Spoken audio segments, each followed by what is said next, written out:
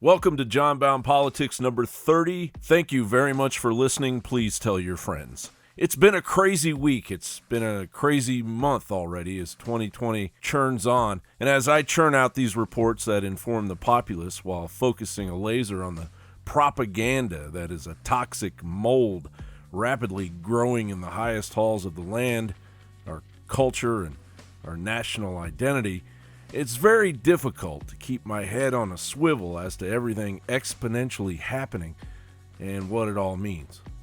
The plane! The House Democrats have created their own version of Fantasy Island.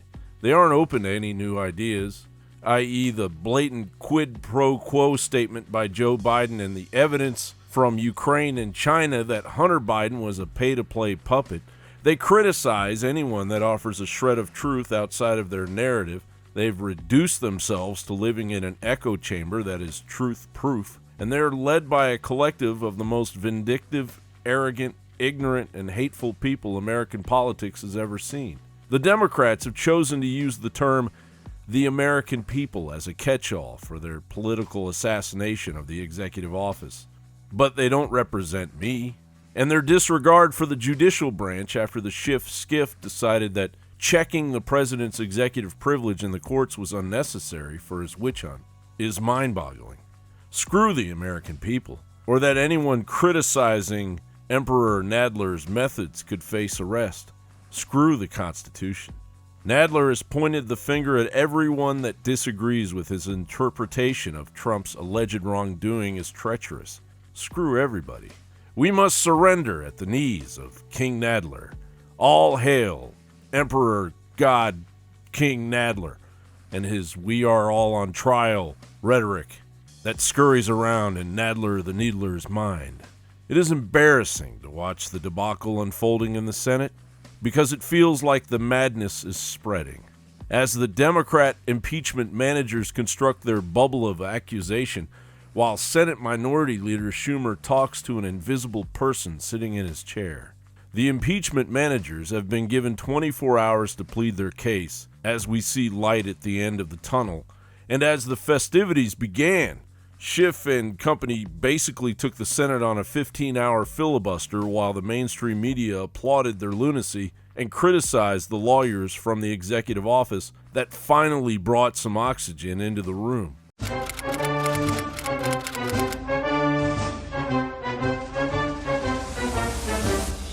The impeachment managers, or more aptly titled mismanagers, brought their carnival of hypocrisy to the Senate. It was a sobering reality after House leaders, drunk on their own power, ignored due process for the executive office, refusing to release their own documents concerning the whistleblower, and held secret meetings in the basement of the House. Only one person in the entire Congress, 435 members, only one person knows who the whistleblower is, and more importantly, who those people supposedly had firsthand knowledge. Only Adam Schiff knows. None of that stopped them from continuing their narrative of fantasy and desperation for anything to stick to the wall. As one court recently explained, quote, "Presidents are not kings, and they do not have subjects whose destiny they are entitled to control. This body should not act as if the president is a king." We will see with the next vote on this question whether the members of this body want to protect the president against all investigation, against all suspicion, against any crimes. But we should be surprised that here in the United States Senate, the greatest deliberative body in the world, where we are expected to put our oath of office ahead of political expediency, where we are expected to be honest, where we are expected to protect the interests of the American people, we should be surprised, shocked, that any senator would vote to block this witness or any relevant witness who might shed additional light on the president's obvious misconduct. The president is on trial in the Senate, but the Senate is on trial in the eyes of the American people. Will you vote to allow all of the relevant evidence to be presented here? Or will you betray your pledge to be an impartial juror? Will you bring Ambassador Bolton here? Will you permit us to present you with the entire record of the president's misconduct? Or will you instead choose to be complicit in the president's cover-up? So far, I'm sad to say, I see a lot of senators voting for a cover-up, voting to deny witnesses, an absolutely indefensible vote, obviously a treacherous vote, a vote against an honest consideration of the evidence. They've come here and they've attacked every institution of our government. They have attacked the president, the executive branch. They have attacked the judicial branch. They say they don't have time for courts. They have attacked the United States Senate repeatedly. It's about time we bring this power trip in for a landing. I think it is appropriate at this point for me to admonish both the House managers and the President's counsel in equal terms to remember that they are addressing the world's greatest deliberative body. One reason it has earned that title is because its members avoid speaking in a manner and using language that is not conducive to civil discourse. In the 1905 Swain trial, a senator objected when one of the managers used the word pettifogging, and the presiding officer said the word ought not to have been used. I don't think we need to aspire to that high a standard, but I do think those addressing the Senate should remember where they are. Or not? Will the President and the American people get a fair trial? Will there be a fair trial? The President's counsel, finally allowed to bring clarity to the table, reacted to the hypocrisy and lies with truth that had been suppressed for months. And what we just heard from Manager Schiff, courts have no role, privileges don't apply, what happened in the past, we should just ignore. In fact, Manager Schiff just said, try to summarize my colleague's defense of the president. He said it not in those words, of course, which is not the first time Mr. Schiff has put words into transcripts that did not exist. Mr. Schiff also talked about a trifecta. I'll give you a trifecta. During the proceedings that took place before the Judiciary Committee, the President was denied the right to cross-examine witnesses. The President was denied the right to access evidence.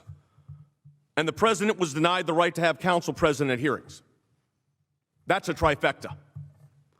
A trifecta that violates the Constitution of the United States.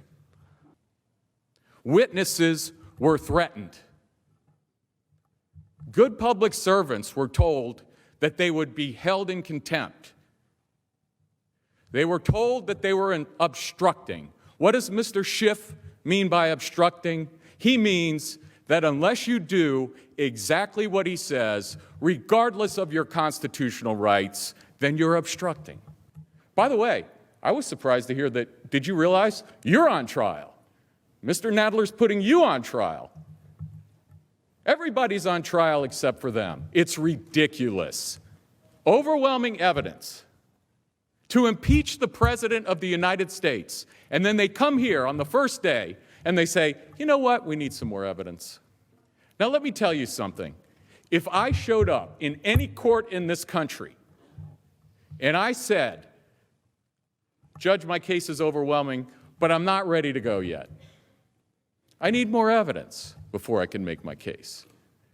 I would get thrown out in 2 seconds. And that's exactly what should happen here. That's exactly what should happen here. It's too much to listen to almost. The hypocrisy. Adam Schiff, who seemed to be on the verge of tears, demonstrated that his victimization scam was out of its element, twisting the truth to sell his narrative to the American people who know this is the weakest, blatantly partisan and most corrupt impeachment in American history. To coerce an ally at war with an adversary, at war with Russia, use the power of his office to withhold hundreds of millions of dollars of military aid that you appropriated and we appropriated to defend an ally and defend ourselves because it's our national security as well. And why? To fight corruption? That's nonsense, and you know it. He withheld that money, and he withheld even meeting with him in the Oval Office, the president of Ukraine, because he wanted to coerce Ukraine into these sham investigations of his opponent that he was terrified would beat him in the next election. That's what this is about.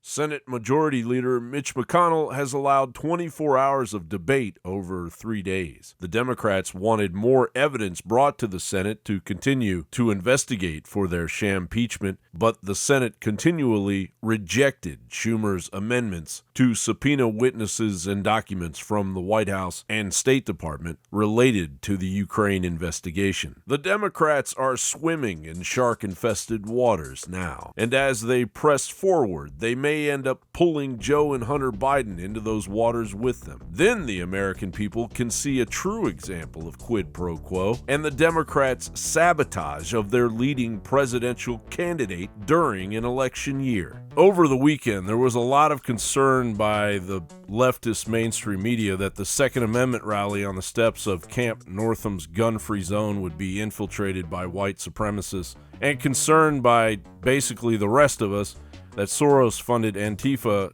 would come and cause chaos. Whether the reports and information spread by the independent media had an effect is anybody's guess, but I issued the following reports not out of fear-mongering, but as my duty to our First Amendment. Our founding fathers saw the oppression of free speech as leading lambs to the slaughter, and it was German-American political theorist and expert on totalitarianism Hannah Arendt who said, "The moment we no longer have a free press, anything can happen. What makes it possible for a totalitarian or any other dictatorship to rule is that people are not informed. How can you have an opinion if you are not informed? If everybody always lies to you, the consequence is not that you believe the lies, but rather that nobody believes anything any longer. This is because lies, by their very nature, have to be changed. And a lying government has to constantly rewrite its own history. On the receiving end, you get not only one lie, a lie which could go on for the rest of your days, but you get a great number of lies, depending on how the political wind blows. And a people that no longer can believe anything cannot make up its mind. It is deprived not only of its capacity to act, but also of its capacity to think and to judge. And with such a people, you can then do what you please.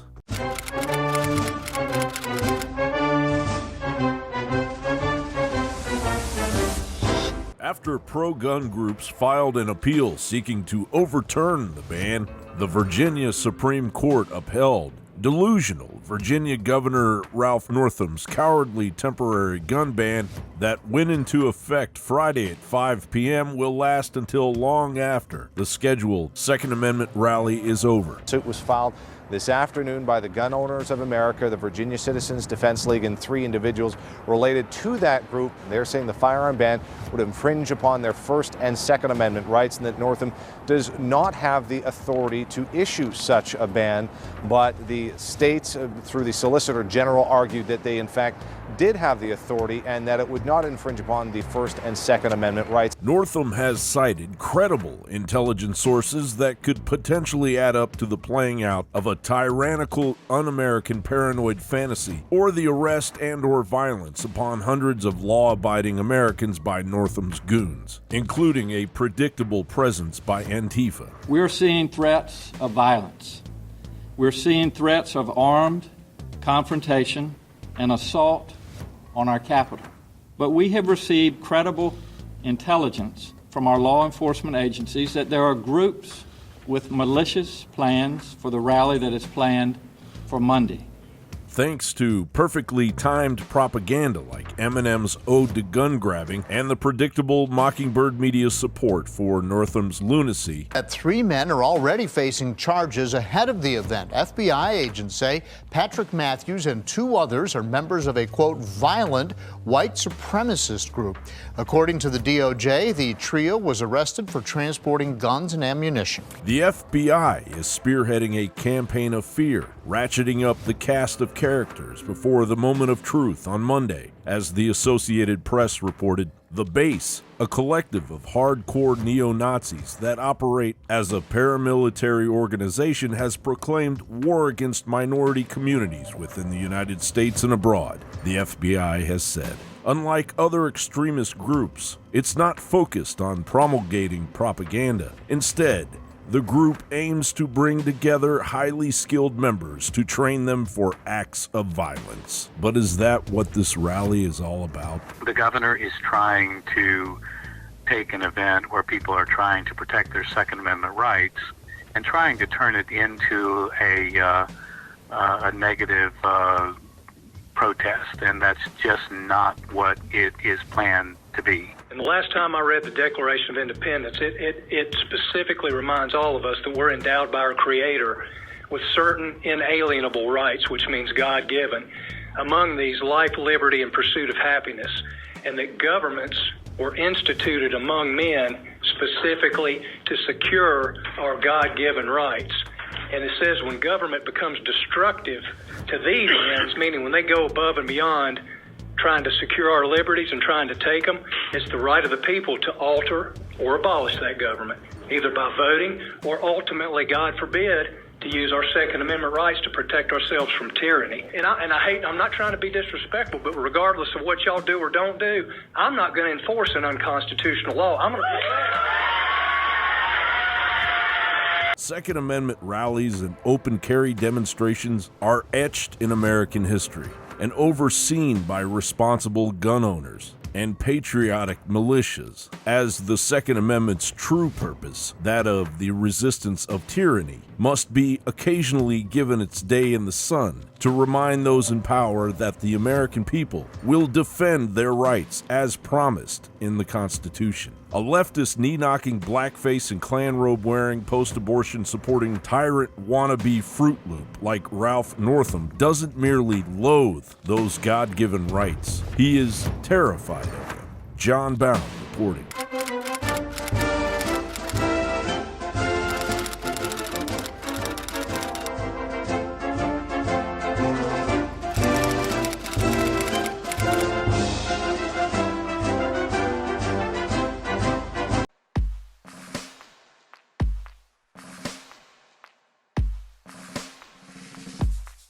The left's preparations and tactics to label law-abiding U.S. citizens as domestic terrorists for Virginia's Second Amendment rally are trickling out. The reason that we're here is I'm sure you are well aware of all the events occurring on Monday. Correct. I am a citizen of the United States, and I understand that we have an unconstitutional Second Amendment governor who is taking away our rights. Okay, next question. So the reason that we are here is we got a tip that somebody was coming down to the Capitol, and there was video footage of you at the Capitol,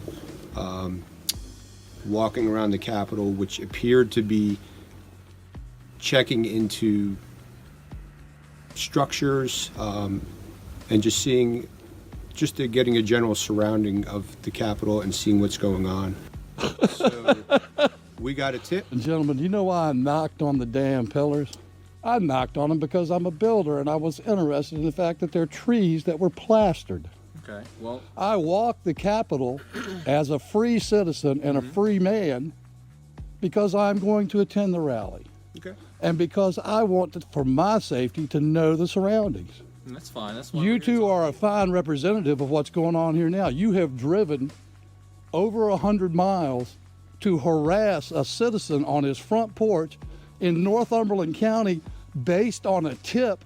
Camp Northam may be a trap, as it will be known if those wielding the responsibility of the Constitution reject their oaths and embrace leftist totalitarianism and controlled opposition. As Virginia State Senator Amanda Chase warned on her Facebook page, saying, "I want you to be aware of how we are being set up. Does the Patriot Act ring a bell? Does the National Defense Authorization Act ring a bell. If people show up wearing any kind of uniform, patch, or other symbol on their clothing signifying they belong to a militia and something goes wrong, you could/will be held as a domestic terrorist. If anyone steps out of line, all it takes is one person. It may even be a government plant. If that plant does anything to disrupt the rally, you could/will be arrested as a domestic terrorist. The governor, using the media, has already set the stage for this to happen. He has already laid the groundwork to make the entire movement look like insurrection. It will be used to put the rest of the nation on notice of what will happen to you if you resist. Add to Senator Chase's warning that a map of the protest grounds was released and shows only one entrance for the thousands of Virginia protesters expected at the rally. Those attending will essentially be fenced in. Robert Evans, writing for Bellingcat, was made aware that an individual with the poster ID 6RULCY2G claims to be a Richmond cop working the event and announces that he will be taking questions. He then posted a picture of his badge, which does match that of a Richmond police badge, and proceeds to inform Anons with actionable intelligence about the looming event at Camp Northam. He notes that there will probably be 600 to 700 officers in attendance, tells them to expect double barriers around the event area, and even warns his fellow chanters to watch out for glow-in-the-darks, aka undercover police officers or even CIA, used to instigate those in the crowd. He also admits that there are not enough police to stop the crowd if it gets out of control. There is also conflicting information regarding Antifa's presence. A spokesperson known as James for the Richmond-based Antifa 7 Hills claims that they will march with the Second Amendment supporters because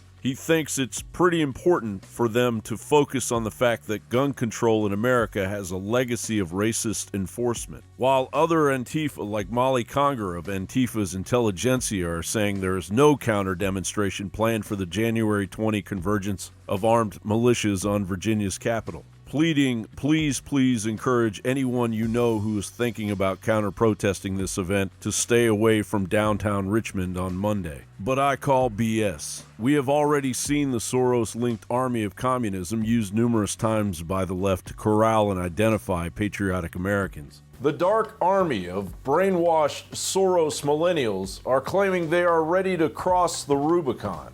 PJ Media has done excellent work documenting the avalanche of anti-American lunacy. In May, a Los Angeles Red Guards Antifa group hung a Trump effigy and boasted online that the time had come for revolutionary violence. Jon Bowne reporting.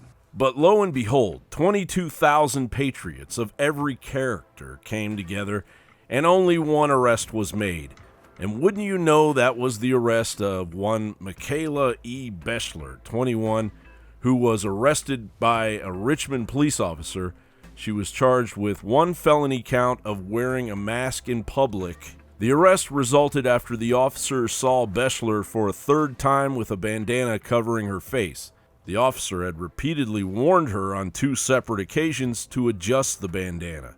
Code of Virginia, Section 18.2-95 makes it a Class 6 felony to wear a mask that conceals the wearer's identity. The penalty involves 1 to 5 years in prison and fines up to $2,500. The tables are turning for the infamous scribblers, as George Washington called them. Their narrative, claiming that average law-abiding Americans are all crazed racists, has only created a fear and loathing that is corroding the entire media industry. And as all of this madness transpired, Puerto Rico discovered the maddening reality that their leaders had been lying to them all along as they suffered from the aftermath of hurricanes and earthquakes. The leaders' intentions due partly out of total incompetence and partly because they were hell-bent on politically damaging President Trump, who had sent them a ton of aid. A Puerto Rican blogger discovered a massive warehouse full of everything from pallets of water, ready-to-eat meals, and baby supplies, which had been sitting unused by Puerto Rican officials following the aftermath of 2017's Category 5 Hurricane Maria, which was the worst natural disaster in Puerto Rico's history. Miren, y Rivera Chá dice que nosotros somos los brutos, ¿verdad? Y miren cómo esconden, miren el agua. como está todo ahí, carpas y todo, pamper de niño, leche de niño.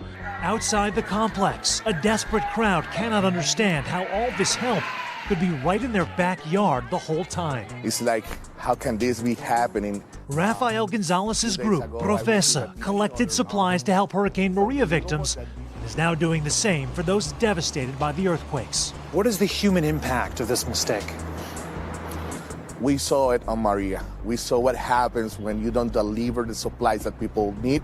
People die. Compounding the trauma, Puerto Rico continues to be rocked by significant earthquakes, making the distribution of that hidden aid just that more vital. And the media only made it worse, spinning a war of words between President Trump and Puerto Rican officials, characterizing the corrupt officials as the victims, rather than the Puerto Rican people they were victimizing. No matter how hard President Trump tries, even with the recent release of $8.2 billion in disaster aid, don't expect an apology from a ruthless media monstrosity riddled with Trump derangement syndrome. Biting criticism of President Trump this morning from Puerto Rico's governor, who has avoided such criticism in the past, Ricardo Rosella, suggests the president has dodged meeting with him about Hurricane Maria recovery there, and he says the people of his island are treated like second-class citizens by this president. I know you were talking about rebuilding your electric plant long before the hurricane. You've been wanting to do that for a long time, so maybe this is a reason that we can do it,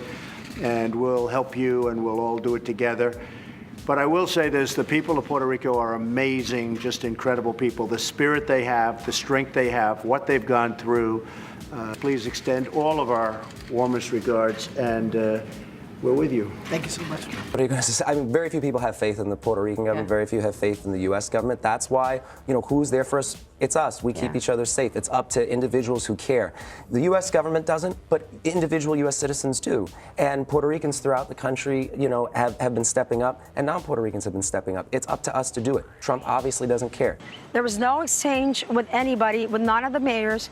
And in fact, this terrible and abominable view of him throwing paper towels and throwing provisions at people, it's really, it does not embody the spirit of the American nation.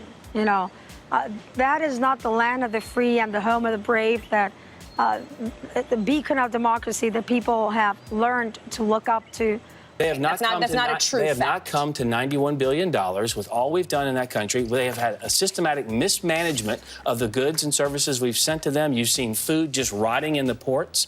Their governor has done a horrible job. The president's surrogates tend to fall in line with certainly his point of view, as we saw with the remarks from Hogan Gidley today. They're certainly fighting, the back against the sense that the president doesn't care and saying he's being criticized unfairly. There's a lot of good things happening. I think the president's frustration, our frustration as an administration, is that the media seems to only want to focus on the bad things. Thanks for listening to Jon Bowne Politix number 30. I'll be lining up some guests soon and eventually getting the phone lines working, so please stay tuned and tell your friends.